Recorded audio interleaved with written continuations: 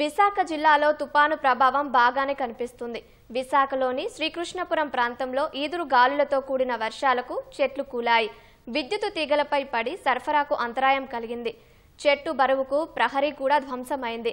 అదృష్టవశాత్తు పక్కనే ఖాళీ స్థలం ఉండటంతో ఎలాంటి ప్రాణనష్టం జరగలేదు.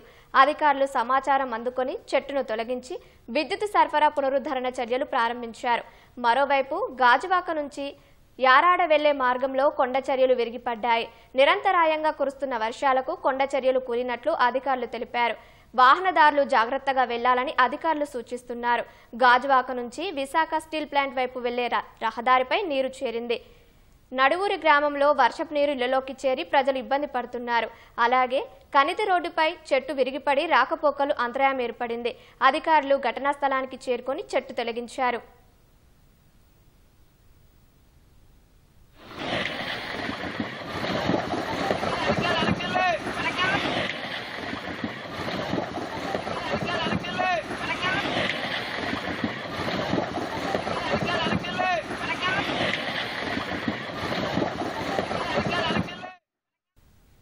విశాఖ ఆరిలోవలోని రామకృష్ణాపురం ప్రాంతంలో గెడ్డె ఉధృతంగా ప్రవహిస్తుంది.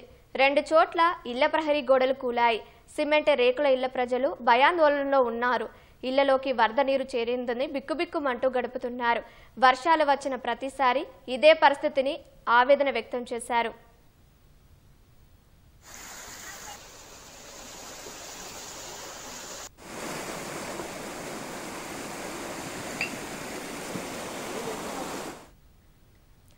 విశాఖ లాసన్స్ బే కాలనీలో కారుపై చెట్టు విరిగిపడింది. కారు స్వల్పంగా ధ్వంసమైంది. విపత్తు నిర్వహణ బృందాలు రంపాలతో చెట్టు కొమ్మలను కత్తిరించి పరిస్థితిని చక్కదిద్దుతున్నారు.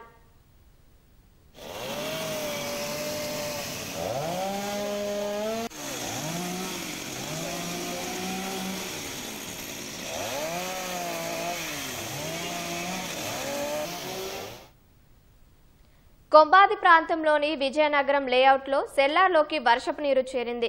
అపార్ట్మెంటు వాసులు ఇబ్బంది పడుతున్నారు. కార్పెంటర్ కాలనీలో ప్రహరీ గోడ పక్కకు వాలింది. జీవీఎంసీ 51వ వార్డు పరిధిలోని బాంబే కాలనీలో పలు ఇళ్లు పెచ్చులూడి ప్రమాదకరంగా మారాయి. కలెక్టర్ హరేంద్ర ప్రసాద్ వాటిని పరిశీలించారు.